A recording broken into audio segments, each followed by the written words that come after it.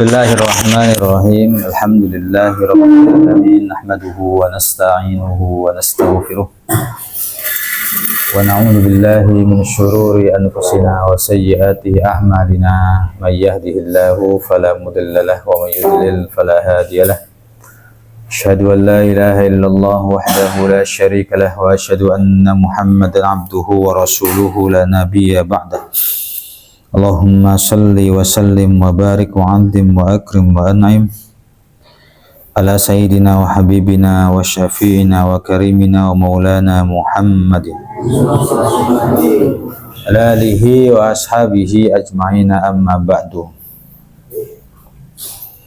Wa kaifa yalikut takabbur mimma ya'lamu annahu makhluqun min nutfatin madhiratin. Bagaimana orang yang sombong itu pantas bersikap sombong, sementara dirinya menyadari betul bahwa dia adalah makhluk biasa yang berasal dari sperma. Wa 'alal qurbi, dan nanti sebentar lagi yasiru jifatan qadiratan, dia akan menjadi bangkai yang menjijikan, yang rusak. Wa in kana 'indahu syai'un minal fadha'il wal mahasin, meskipun dia mempunyai banyak sekali kelebihan dan kebaikan. Fadzalika min fadlillah wa sun'ihi, semua itu adalah karunia Allah, ciptaan Allah. Laisa ora ono ikulahu kadue man fihi ing dalam fadlullah apa kudratun kuasa, wala fi tahsilihi lan ora ing dalam ngasili fadlun apa haulun daya, wala kuwatun lan ora kekuatan. Awala atawa ora wedi sapa wong, awala yakhsha tawa ora wedi sapa wong idza takabbara ing dalem nalikane takabbur sapa wong ala ibadillahi ing atase pira-pira kaulane Allah. Bima kelawan perkara ata kang nekani hu ing ma sapa Allah Gusti Allah min fadlihi, bayane saking anugrahe Allah. Ora wedi ayyasluba ing nyento mencabut sapa Allah hu ing man ma ing perkara atau kang maringi sapa Allahu ing ma bisui adabihi kelawan alane adabe man,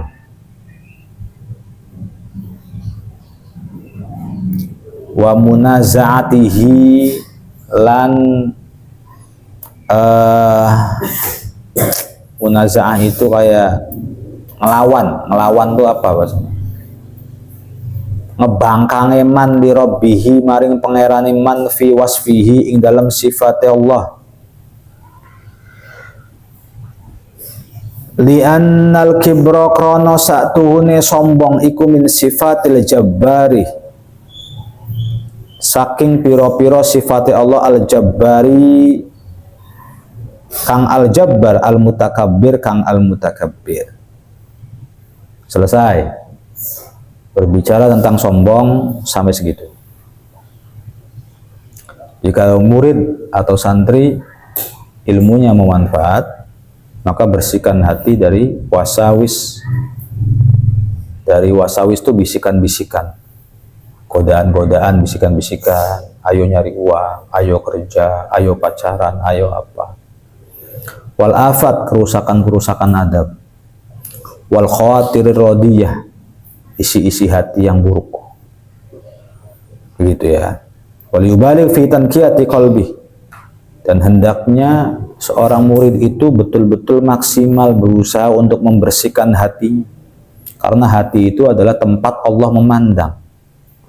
Supaya apa? Minal maili ila syahawatid dunya, supaya tidak cenderung kepada keinginan dunia.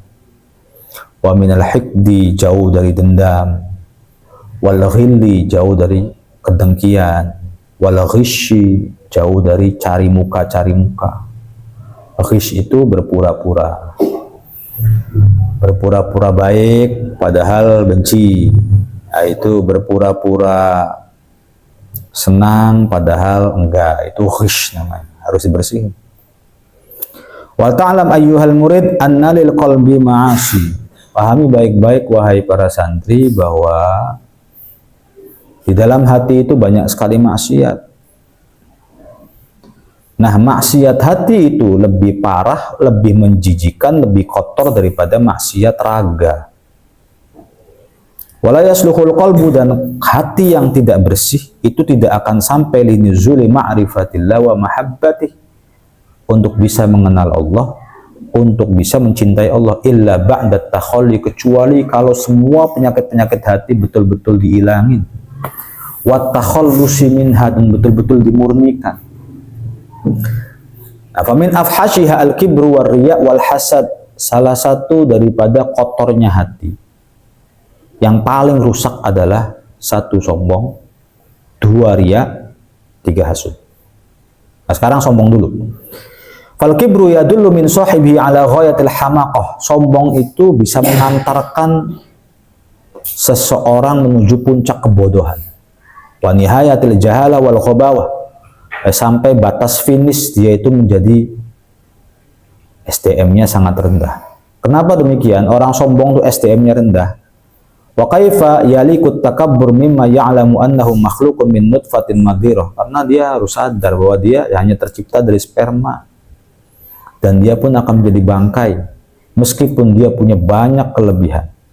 Adapun kelebihan itu laisa lahu fihi qudrah, kelebihan yang kalian miliki sebagai santri, entah itu pinter, cepat hafalan, itu sebenarnya laisa lahu qudrah. Itu bukan keinginan kamu, emang Allah bikin kamu cerdas. Allah bikin kamu cerdas sehingga itu adalah fadlullah, keutamaan Allah Azza wa Jalla. Berarti ya, wala fi tahsilihi haulun wala quwatun, kamu tidak akan mendapatkan karunia Allah, tidak akan mampu mendapatkan kecerdasan, tidak akan mampu untuk bisa hafal Quran, bisa ini, kalau bukan karena haulun wala quwatun, bukan karena daya dan kekuatan Allah, nggak akan mungkin bisa. Atau gini, la yakhsha idza takabbar, atau dia tidak merasa takutkah ala ibadillah, kalau dia bersikap sombong kepada teman-teman yang lain atas apa yang Allah berikan, atas apa yang anugerah Allah berikan kepada dia. Apakah dia tidak takut kalau misalnya kelebihan dia itu Allah cabut dengan cara apa? Dia akhirnya punya adab yang buruk, lalu dia munazaah, dia melawan kepada Allah dengan sifat-sifat takaburnya. Karena sifat takabur itu khusus bagi Allah Subhanahu. Nah, oke ya. Jadi penyakit hati itu harus dibersihkan oleh murid. Pertama apa? Sombong. Sekarang yang kedua. Wa ammar riya ulan anapun utawi riya iku faya dulu mongko nuduhake apa riya? Ala khuluwi qalbil murai, ing atase sepine atiye wong kang riya. Min azamatillahi, saking keagungane Allah, wa ijlalihi, lan keagungane Allah, liannahu krono satuhune murai iku yatasonna'u, gawe-gawe sapa murai, wa yatazanyanu, lan maes-maesi sapa murai lil makhlukina maring para makhluk, wala yaqna'u, lan ora nrima sapa murai bi ilmillahi, kelawan ilmune Allah, rabbil alamina, kang mengerani wong alam kabeh.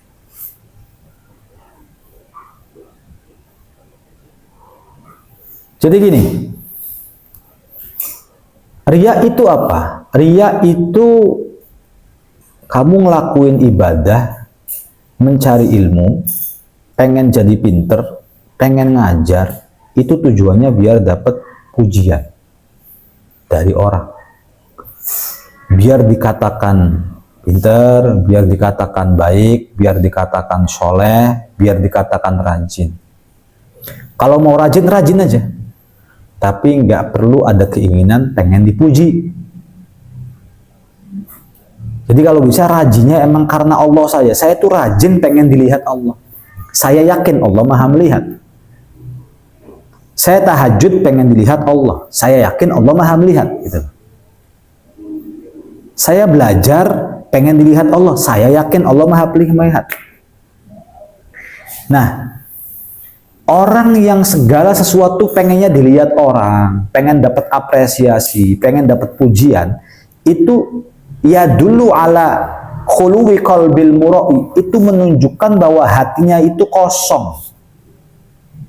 Ya. Kosong, tidak mengetahui keagungan Allah, kebesaran Allah, Allah maha mengetahui, Allah maha melihat, tuh dia nggak punya hati begitu. Di dalam hatinya tidak ada bahasa alam ya'lam bi annallaha ya. Alam ya'lam, apakah kamu nggak tahu? Bi annallaha, sesungguhnya Allah yaro, itu melihat. Aktivitas kita, ibadah kita, keseharian kita, mandi aja bisa lihat. Ngapa-ngapain aja itu bisa lihat. Nah, seorang hamba atau seorang santri yang meyakini bahwa Allah itu selalu melihat saya, maka biasanya hamba itu akan capernya ke Allah, cari mukanya ke Allah. Sementara seorang hamba yang tidak meyakini bahwa Allah itu ada, Allah itu maha melihat, dia tuh pengennya capernya ke orang, ke atasan.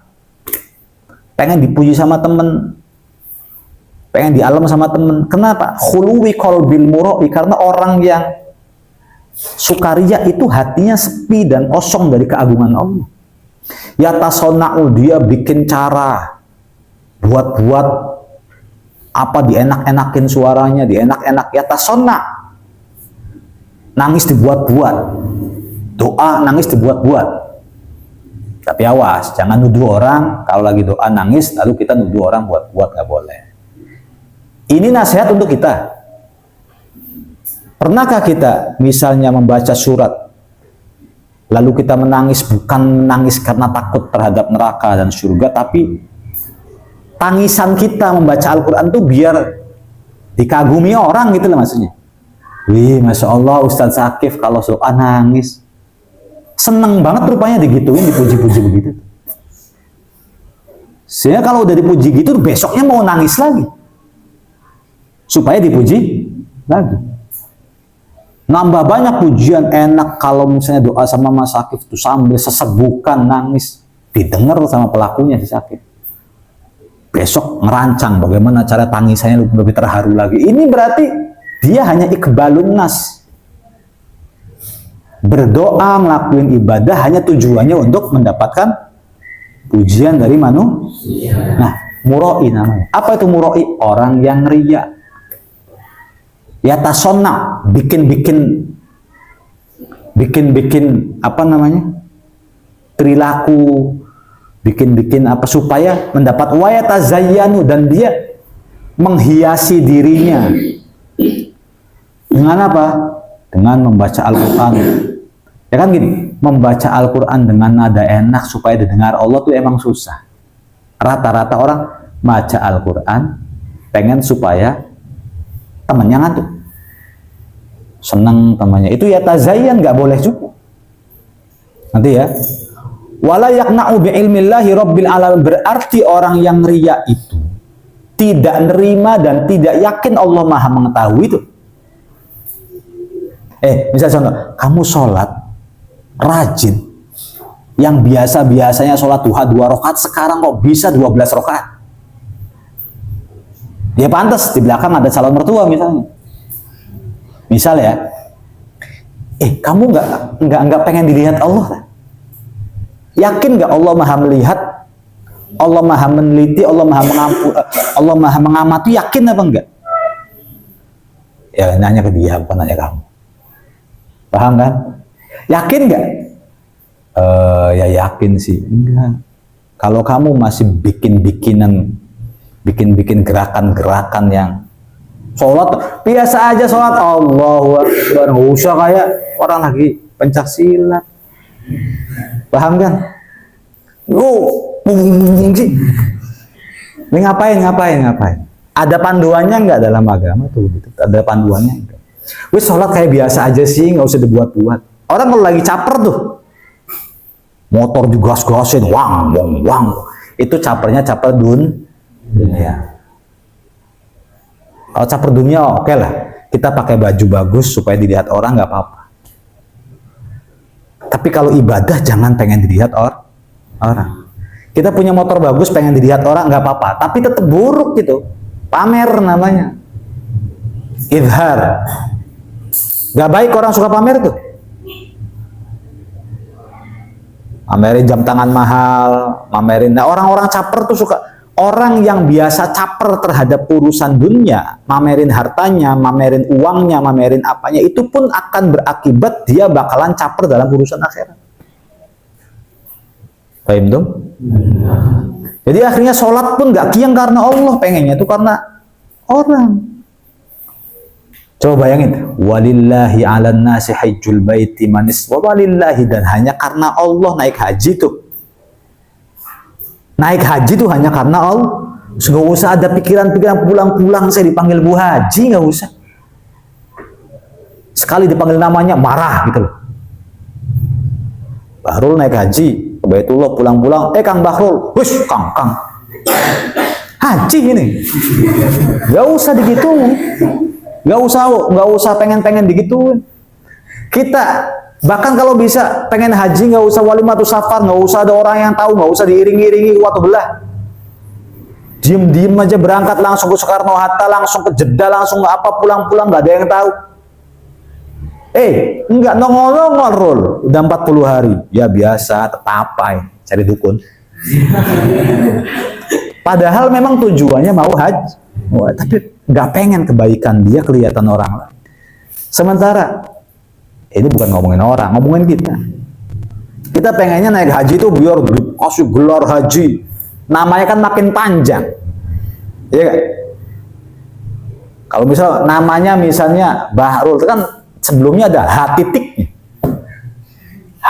Bahrul ALM misalnya.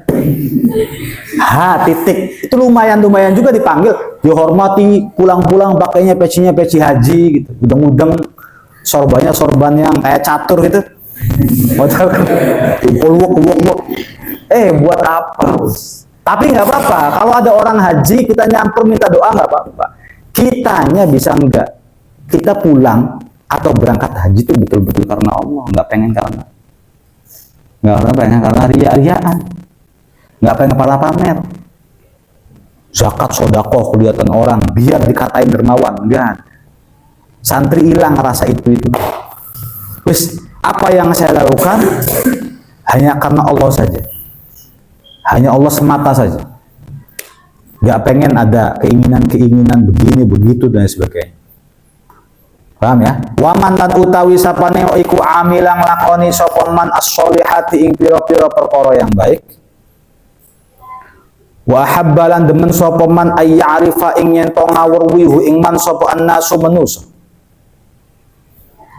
Bidzalika kelawan mengkonon kabeh yu'azzimu supaya ngabungake sapa annas hu ing man.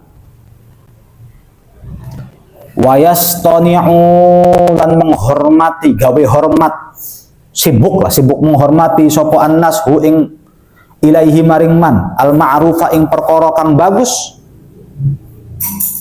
Bahwa mongko utahe man iku murain wong kang riya, jahilun tur jahil, rohibun tur seneng fid dunya ing dalem dunya.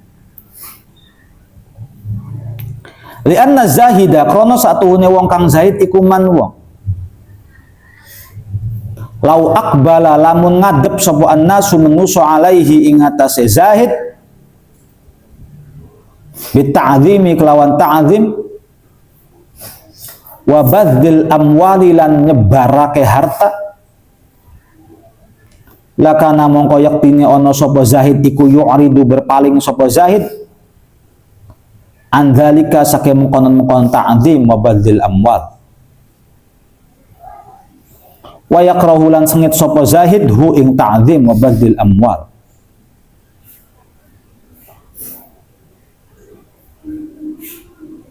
Nah, siapa orangnya yang ngelakuin amal soleh, siapa orang yang dia beribadah, wa ahabba ayya'rifahun nas, tapi dia maunya kelihatan orang terus, liyu'azzimuhu, supaya orang-orang menghormati dia, memuji dia, wa yastani'u ilaihil ma'ruf, supaya orang berbuat baik kepada dia, fahuwa mura'in jahilun raghibun fid dunya, maka orang ini tukang riya, bodoh, cinta sama dunia.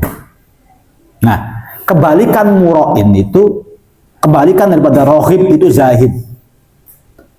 Zahid itu orang yang ini. Zahid itu berasal daripada kata zuhud. Pelakunya namanya zahid. Orang yang zahid itu kayak, kamu tahu kolu nggak? Nggak kolu sama dunia itu, nggak kolu. Sama mobil, sama itu, sama kedudukan, itu nggak kolu, nggak semangat nyarinya tuh. Ayo jadi ini, enggak yang saya takut mati tengah-tengah jalan. Ayo utang ke bank, oh enggak, saya takut. Nah gitu tuh, itu orang zahid.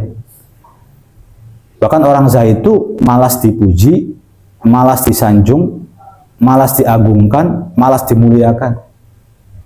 Nah, secara jujur kita kan orang-orang yang kalau ada orang muji nambah senang kan. Nah, kita. Nah, itu artinya hati kita masih rusak. Kapankah hati kita mulai baik? Apabila yastawi al-madhu wadzam, antara pujian dan hinaan orang lain kepada kita netral aja. Dipuji ya kita begitu, dihina ya kita begitu. Nah, bisa nggak jadi orang? Kan susah gitu. Rata-rata dihina kepedean gitu. Dihina dipuji kepedeannya minta ampun. Dihina kepikiran 7 hari 7 malam, didiemin aja kepikiran. Artinya hati kita belum netral sebelumnya. Hati kita masih penuh dengan kerusakan, masih butuh pujian, masih menjauhi hinaan orang. Gampang tersinggung lah intinya kita tuh. Ketersinggungan kita itu muncul disebabkan karena harapan kita terhadap pujian orang dan tidak mau ada hinaan, celaan dari orang lain. Dijauhin, marah. Dimusuhin, nggak terima. Diledek, nggak terima. Orang nggak menghargai kita, nggak terima. Kita ngasih sesuatu, orangnya nggak mau terima kasih, nggak terima. Kita ngomong nggak didengerin, nggak terima. Sebenarnya kenapa sih kamu nggak terima? Ngarepin apa sih? Ya secara jujur saya pengennya dipuji, saya pengen disanjung, saya pengen dimuliakan. Lah ini mah penyakit ini mah. Nah kalau kita masih terhadap sanjungan, pujian kok masih kepedean, kepalanya masih terbang, ya itu berarti kita masih penyakit. Nah, santri itu bisa nggak standar itunya dihilang? Ini, kita ini mau berteman dengan orang lain cocok dan satu frekuensi dengan kita ya karena kita dihormati di situ. Nah, kita bisa nggak berteman dengan orang-orang yang sebenarnya nggak suka sama kita kan abot. Oh, pindah kamar kan abot. Wong kamar itu rata-rata mukanya asam semua. Kalau kamar saya ceria, nyambut saya, ngormatin saya, bagi-bagi orang ngomongnya lemah lembut. Apakah kehidupan kita hanya pengen diginiin terus? Pengen selalu berada di zona nyaman? Pengen selalu enak? Kalau di kamar yang orang-orangnya baik, betah kita. Kalau di kamarnya Malik, waduh, bau pesing. Apakah kita tuh hidupnya pengen selalu enak? Nggak bisa begitu. Hidup itu dunia tuh ada resikonya, ada enak, ada nggak enak. Kamu rasain semua deh, sama aja. Harusnya tuh begitu. Sakif, kamu pinter sih. Makasih. Tapi kadang-kadang goblok yang minta ampun, makasih juga. Standar kan dia. Dipuji jawabannya begitu. Dihina jawabannya begitu. Ini yang beda nih begini. Kamu pintar banget. Nah, masa sih yang bener sih. Tapi begitu. Tapi kamu kadang-kadang goblok. Ya kamu lebih goblok. Emosi, dihina emosi, dipuji seneng. Ah, ini penyakit. Paham ya? Penyakit ini begini nih. Nabi mondok tuh, mondok, pesantren dan ngaji ini tujuannya menetralisir hati supaya kita tuh tidak sampai cinta terhadap pujian orang. Bisa nggak kalau ada orang muji kita tuh kitanya biasa aja. Malahan. Si zahid, orang yang zuhud tuh nggak suka sama pujian tuh.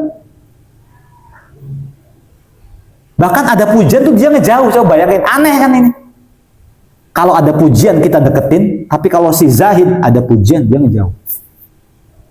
Ini orang-orang langkan. Kadang-kadang kitanya suka buat-buat tasonnu.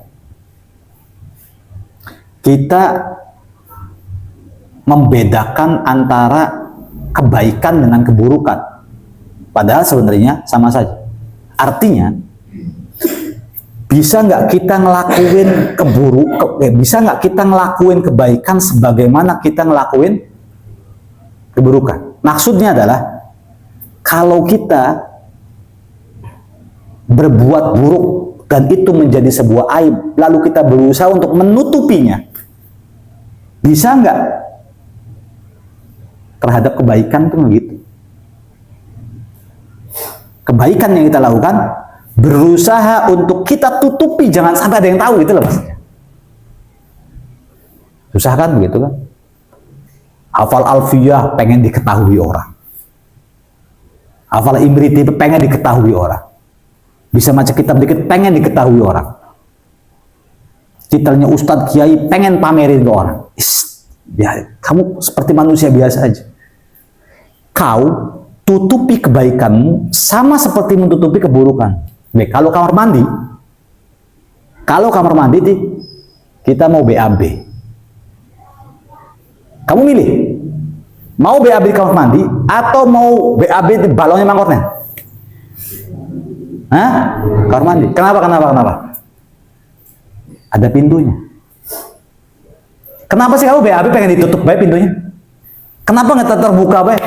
Lihatin nih. Kenapa coba kalau kamu pengennya di tempat tertutup kayak gini? Kenapa nggak pengen di tempat terbuka? Kenapa nggak kamu pamerin aja keburukan kamu nih? Ayo, lihat seribu. Ada nggak begitu? Nggak ada. Karena kita sadar bahwa itu adalah aib dan kejelekan. Kalau aib dan kejelekan itu kelihatan orang lain, kita nggak mau. Orang jadi ngejauh kita, benci sama kita. Begitu kan? Kita pengennya BAB itu masuk ke kamar, dikunci apa enggak? Kunci. Maaf, dibanjur apa enggak? Banjur. Gak mungkin dong, ya kan? Gak mungkin kita tinggalin kamar mandi dalam keadaan pisang gorengnya masih ada. Nanti kan orang baru akan masuk, wih ini bahaya ini, kan begitu pasti. Pasti kita keluar dalam keadaan udah bersih, kalau bisa wangi. Supaya aib kita ketutupan. Kita nggak mau memperlihatkan aib lah. Sayangnya kita sama kebaikan nggak fair. Kebaikan kita tonjolin supaya dilihat orang. Sementara apa tadi? Keburukan kita tutupi rapi-rapi supaya orang nggak lihat kita. Bali Zahid, biarin aja orang tahu aib kita juga. Kan sahabat sejati itu, sahabat sejati nih. Tahu aib kita, tahu kejelekan kita, dia tetap akan bersama kita. Ngerti nggak? Ya, Abi bersahabat sama Bahru. Suatu ketika Bahru ketahuan mencuri, diarak sama banyak orang. Saya sahabat dia. Meskipun saya tahu dia diarak orang, terbukti mencuri, dia tetap sahabat saya dan harus saya lindungi. Penjara dia, saya tengok. Setiap hari saya kasih makan. Kan begitu harusnya. Biarin aja. Kita punya aib, orang ngejauhi kita, berarti emang bukan sahabat kita, kan? Paham tuh? Kalau kita punya aib lalu dia masih setia sama kita, nemenin kita, itu berarti beneran teman kita. Kayak orang tua kita. Kalau orang tua kita tahu tidurnya kita, tahu jeleknya kita, tahu buruknya kita, tahu bandelnya kita, tahu cengengnya kita. Tapi tetap orang tua mengakui kita sebagai anak. Kadang-kadang kita ngecewain, mengakui kita sebagai anak. Kadang-kadang kita bikin dugal, bikin jengkel, bikin kesel, tapi masih mengakui kita anak. Nah, bisa nggak kepada kaum muslimin tuh begitu? Ini orang mencuri nih. Lalu apa kita? Dia sahabat kita. Kalau sahabat kita berarti pastinya dia pernah berbuat baik pada kita kan? Entah itu ngasih gorengan, ngasih bakwan atau neraktir, baikin kan pastinya pernah lah. Sahabat tuh pastinya pernah berbuat baik. Lalu apa hanya karena satu kesalahan dia diarak orang? Lalu kita ngejauhin dia, oh nggak fair. No. Berarti kita tidak tahu konsep kesalahan dan kebaikan. Semua orang punya salah. Lagi, semua orang tuh punya dosa. Harusnya kita kasihan sama baru, ya Allah, diarak sama orang, ditelanjangin, teman saya. Nangis saya, teman saya digituin. Kejar baru, tutupin pakai sarung. Gitu kan. Jangan hajar, jangan hajar, jangan hajar. Kalau bisa bunuh aja kalian. Jangan hajar, jangan hajar, jangan hajar. Ini sahabat saya, ini teman saya. Dilindungi. Ini teman yang bagus tuh begitu. Bukan malahan kamu datang, weh batu isut. Ternyata maling ya kau, sialan kamu. Selama ini ya, ini bukan teman yang fair ini.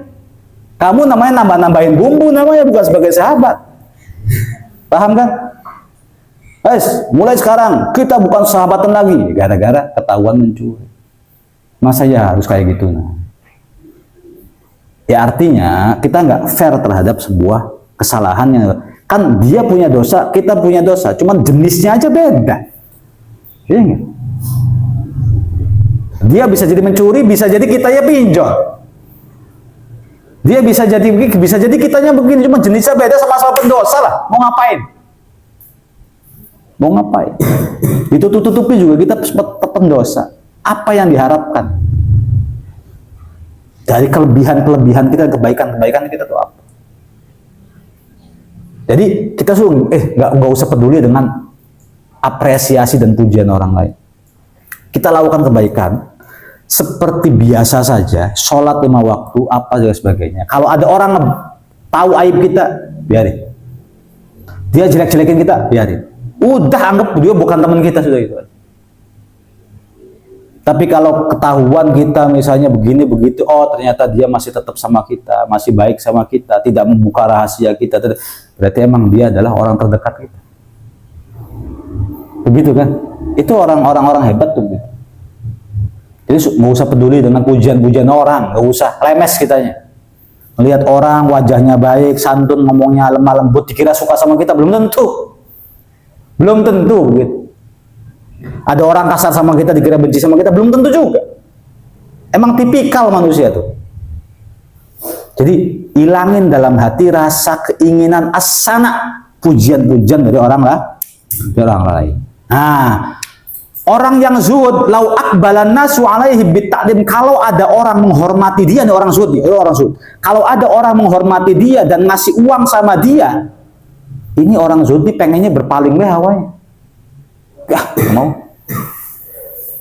dipuji sekali nggak nongol-nongol 7 hari. Kamu kan beda, dipuji sekali bolak-balik baik. Kamu dipuji sekali, masya Allah, sholat duhanya rajin, besoknya nambahin kamu. Tapi orang yang zuhud nggak begitu. Insya Allah pinter banget, seneng banget, dipuji begitu tuh akhirnya nggak nongol-nongol, nggak pengen ketemu sama kita. Kenapa? Karena kita suka memuji dia, bagi dia pujian itu mencelakakan. Kamu bisa nggak ketika ada orang muji lalu nggak mau temenan sama kamu, isi pujian-pujian terus? Enggak kan? Rata-rata kita berpenyakit, pengennya berteman sama orang yang selalu ngalem kita, selalu muji kita, selalu ngapresiasi kita. Itu penyakit hati kita. Nanti kalau ada orang menghina kita, kita nggak bisa tidur. Kenapa ya? Karena yang kita inginkan adalah pujian semata. Begitu ya. Wa hadza utawi iki wallahu alam.